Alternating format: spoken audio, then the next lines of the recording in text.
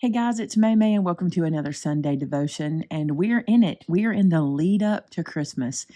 This is my favorite month of the year. I'm just going to say it. I love December. I love everything about it. I love everything that leads up to it. And in the next few weeks, I want us to spend some time talking about the kind of the key players at Christmas. You know, the ones that we've talked about our whole lives, but I want us to look at Mary and Joseph and the shepherds and the wise men. I want to talk about that. What perspective we can have on them nowadays.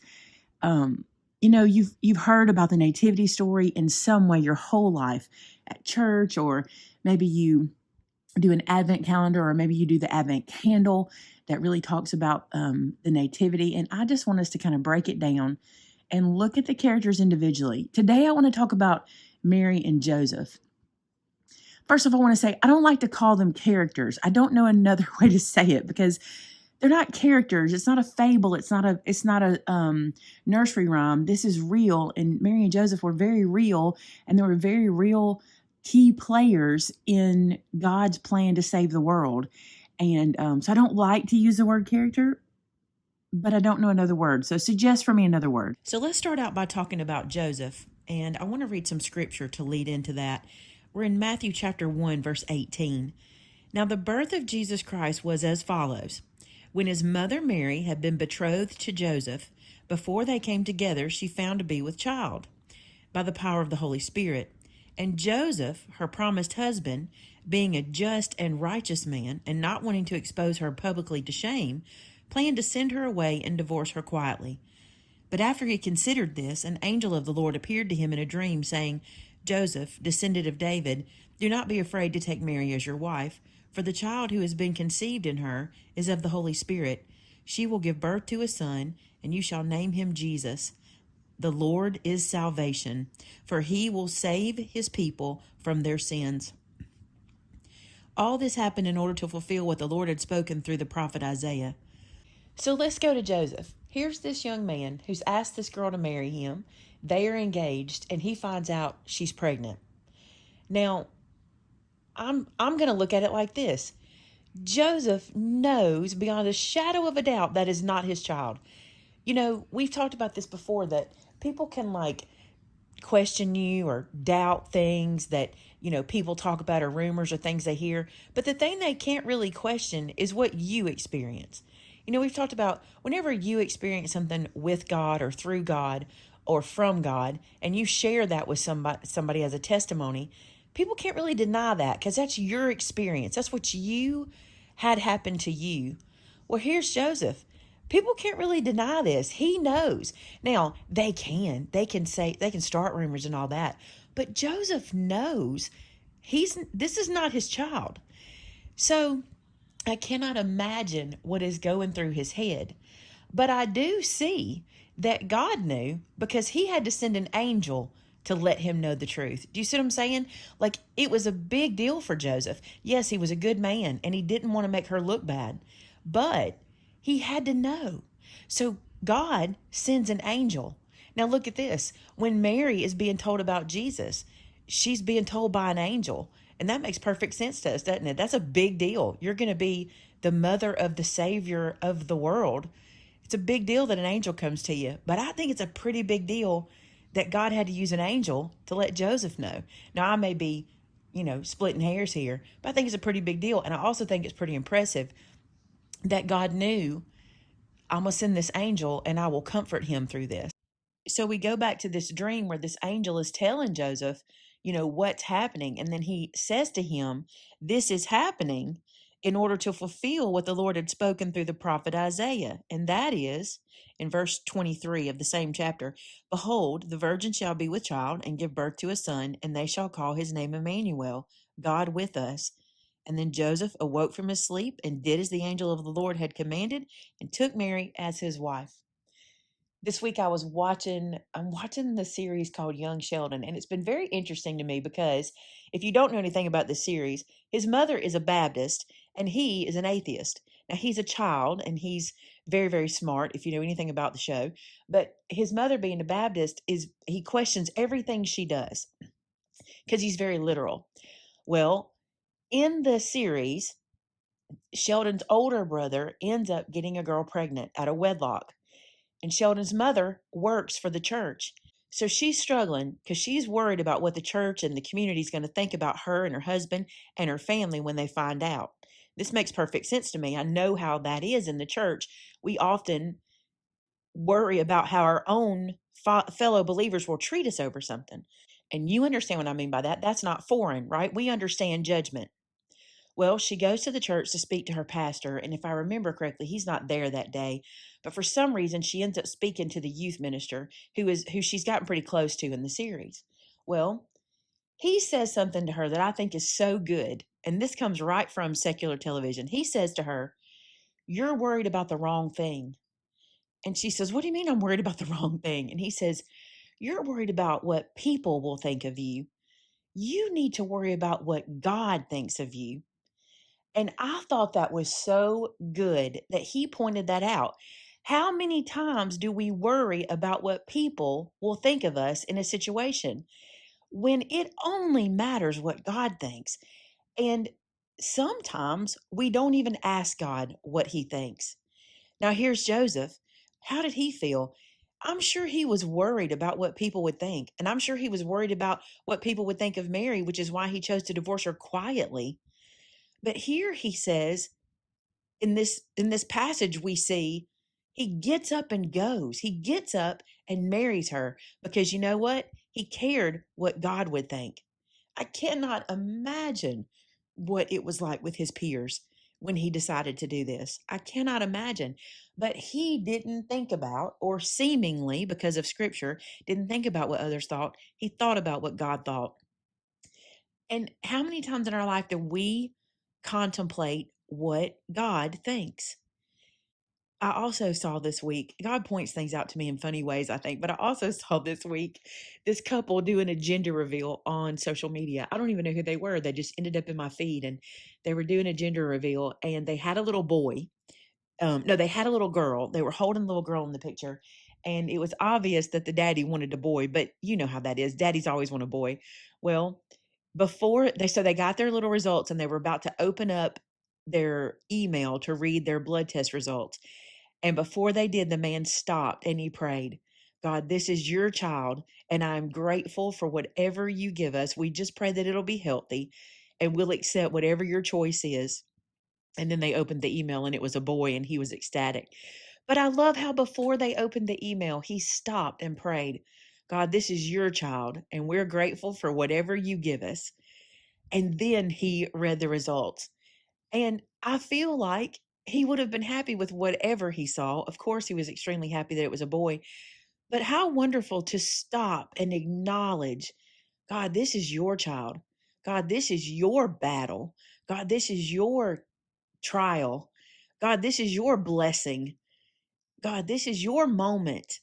It's so wonderful to think like that, to think it's not about me. It's not about what the people around me will think.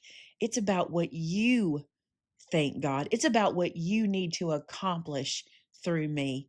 Look at Joseph. He went, "This is what God needs to accomplish, and I will do my part." I just love that. I have always been impressed by Joseph. I've always thought there were so many ways this could have gone. And I just think it's wonderful the way he was so obedient to God. Now let's look at Mary. So I'm going to move over in scripture to Luke, and we're going to be in chapter 1, let's start in 26. Now, today I'm reading from the Amplified Bible, which I don't often do, especially on my videos, but I just love how this is worded. I know you probably noticed a different way it was worded when I was reading about Joseph. You're going to hear that about Mary too. And if you prefer, just look this same scripture up in your preferred translation. Today I'm just using this one. I just think it's pretty. So verse 26, "Now in the 6th month of Elizabeth's pregnancy, the angel Gabriel was sent from God to a city in Galilee called Nazareth, to a virgin betrothed to a man whose name was Joseph, a descendant of the house of David. And the virgin's name was Mary. And coming to her, the angel said, 'Greetings, favored one, the Lord is with you.' But she was greatly perplexed at what he said, and he kept carefully considering what kind of greeting this was. The angel said to her, 'Do not be afraid, Mary, for you have found favor with God. Listen carefully. You will conceive in your womb and give birth to a son, and you shall name him Jesus. He will be great and eminent, and will be called the Son of the Most High. And the Lord God will give him the throne of his father David, and he will reign over the house of Jacob forever, and of his kingdom there shall be no end. Mary said to the angel, How will this be, since I'm a virgin, and have no intimacy with any man? Then the angel replied to her, The Holy Spirit will come upon you, and the power of the Most High will overshadow you like a cloud. For that reason, the holy child shall be called the Son of God. And listen, even your relative Elizabeth has also conceived in her old age, and she who was called barren is now in her 6th month. For with God nothing shall be impossible. Then Mary said, Behold, I am the servant of the Lord. May it be done to me according to your word. And the angel left her. I want to talk about Mary's surrender. We talked about Joseph's obedience, but Mary surrendered. The word she used, or at least in this translation, the word that she used here is, I'm your servant. I will surrender to God. I will do what he is asking me to do. Now listen, don't you think Mary was terrified of this? You know, we read in other translations that Mary pondered all these things in her heart. She thought about this. How am I going to tell Joseph? How is he going to believe me? You know, think about what she could have said instead of, I am your servant. She could have decided, I'm going to, kick and scream. Don't we do that? Don't we sometimes pitch a fit when God says, this is how I need to do this? This is how we need to handle this. This is the path I need you to take. Don't we sometimes pitch a little tantrum? I know I do. Sometimes I go, God, I don't want to do this way. There's got to be another way, And I imagine Mary could have said that. Now, we don't know. We don't know everything that went on in her young brain, But if we think of it with our own minds, we can see how we don't always just respond to God with, I'm your servant. I try to. I cannot say that I do all the time, but I try to. I'll hear God leading me in a direction or telling me I need to do something, or I just feel a tug that this is the way that I should handle something. And sometimes I'm good with it and I jump right on board. And then other times I want to run away and I don't want to surrender. Sometimes I want to hide and not have to do whatever this hard thing is that he's asking me to do. It's crazy to me how this with Mary, her surrender in this situation brings me back to my house fire when my dad said to me, I know this looks bad now, but God's going to use it. Can you imagine? This did not happen and this is not scriptural, but I just want you to think for a second. Can you imagine Mary going to her parents and telling them what has happened and what has transpired and saying, I know this looks bad now, but God's going to use it. Can you just see that? Like, I know this is a tough situation and I know I'm putting you in a spot, but God's going to use this and we have to do this.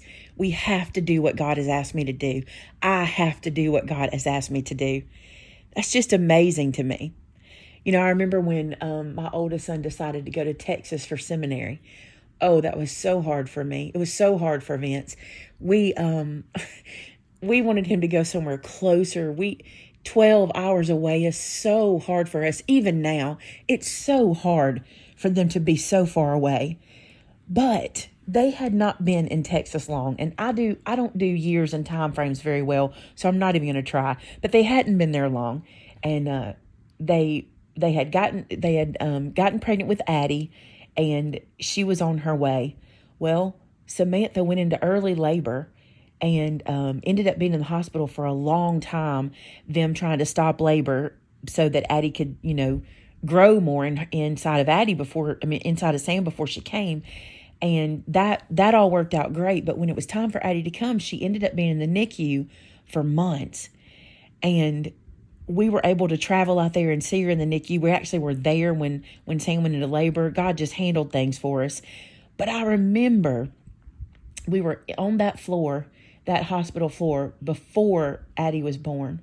And we were walking down the hall, and there was a banner. It's going to make me cry when I tell you. There was this banner that said something to the effect of, #1 birthing hospital in the nation, something like that, And I remember thinking to myself, God, you brought them here for this. This is what I felt in my heart. Had they not been in Texas when Sam went through this and needed these experts to take care of baby Addie, if I had been so selfish and forced my opinion and not let them answer what they felt like God was telling them to do, where would we have been when Sam went into labor early and needed this hospital to take care of that baby? In my heart, I even looked at Sam and I said, Sam, if this is why you had to be here, it makes perfect sense. If this is why y'all had to be in Texas, I get it, right? Sometimes doing what God calls us to do is hard. But remember this, it might look bad now, but God's going to use it. And that's where Mary said, I'm your servant. I will do as you say, because God was going to use that moment in her life. I pray for you today. I pray that when God gives you an opportunity that makes no sense, that people around you might think is crazy, that someone might judge you for, maybe you're given a chance to do something very different and people might talk, but is that what defines us? Are people who defines us? Are people who define our future? God does. And I'm grateful that these two young people, all these many years ago, said, I will do what you say, God, because we got Jesus, the gift of Jesus, because of what they did. And I pray that I will always do everything I can to be a servant, to do what God asked me to do, because he chose Mary and Joseph, and y'all, they weren't special. They weren't anything different. They weren't royalty, He chose Mary and Joseph, and he could choose us just the same. I'm so grateful for the Christmas season and the way it causes us to think about how much God loves us and what he did to make a way for us to be with him. He loves us so much. Let's pray. God, thank you so much for what you did for me and for everybody listening. I'm so grateful that people were willing to give up what they wanted, to do what you had, what your plan was. It means the world to me. It means more. It means eternity to me and to everyone listening. God, thank you for Jesus. Thank you for the gift that he is. This year, as we get wrapped up in gifts, God, don't let us forget the real gift. Don't let us forget what the season is about. God, I pray you remind us every day, bring some reminder to us that Jesus is the real reason for this season, and that we can focus on him and think of how much you love us because of him. God, I pray for everybody watching today. If there's one person that's not a believer, let this be the season. What more beautiful time for them to accept Jesus than during his season of birth. God, thank you for everything you do for us. We ask all this in Jesus' name. Amen. Thank you guys so much for being here this week. I look forward to finishing this series as we go. We'll go right into the next group of characters next week. But again, tell me what you think about a different word for character. I don't love character. I've always heard people say that, like your favorite Bible character or whatever. I don't like the word character. Tell me what you like instead. All right, until next week. Bye now.